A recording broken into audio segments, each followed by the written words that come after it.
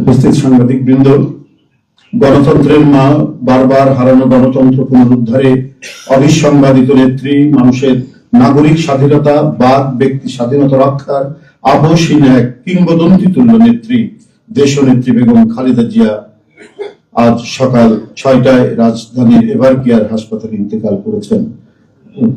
চিকিৎসক বৃন্দ যেটা ঘোষণা করেছেন 6টায়। ইন্না লিল্লাহি ওয়া ইন্না ইলাইহি রাজিউন। বাংলাদেশ জাতীয়তাবাদী দল বিএনপি এই হৃদয় বিদারক এবং মর্মস্পর্শী মৃত্যুতে গভীর শোক ও দুঃখ প্রকাশ করছে। দেশের জনগণের, দলের সর্বস্তরের নেতাকর্মী, বিভিন্ন রাজনৈতিক দল, পেশাজীবী সংগঠন সকলকে দেশনেত্রীর জন্য আল্লাহ রাব্বুল আলামিনের কাছে তার রুহের মাগফিরাত কামনার জন্য অনুরোধ করছি। আজকে এই তাৎক্ষণিক যে সাংবাদিক সম্মেলন থেকে এখানে তাৎক্ষণিকভাবে যে কর্মসূচিটি প্রণয়ন করা হয়েছে আমি আপনাদের সামনে এখন উপস্থাপন করছি। কর্মসূচি: দেশনেত্রী বেগম খালেদা জিয়া আমাদের মাঝে নাই, পৃথিবী থেকে তিনি চলে গেছেন। তার মৃত্যুতে 7 দিন ব্যাপী বাংলাদেশ জাতীয়তাবাদী দল বিএনপি শোক পালন করবে। 7 দিন ব্যাপী বাংলাদেশ জাতীয়তাবাদী দল শোক পালন করবে।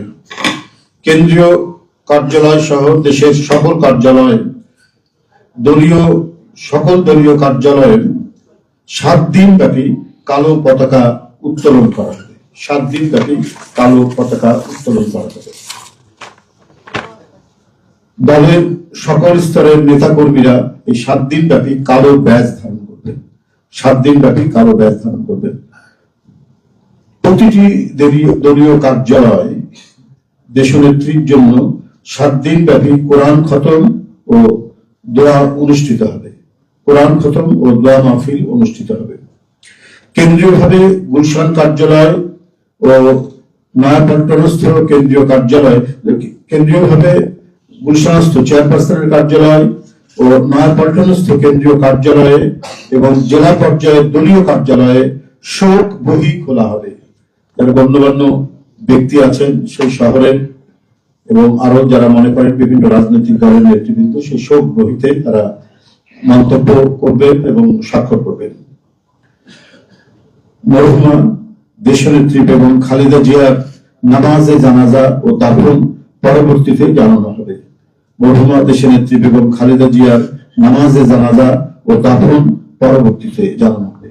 এই ছিল কর্মসূচি। ধন্যবাদ আপনাদের সবাইকে।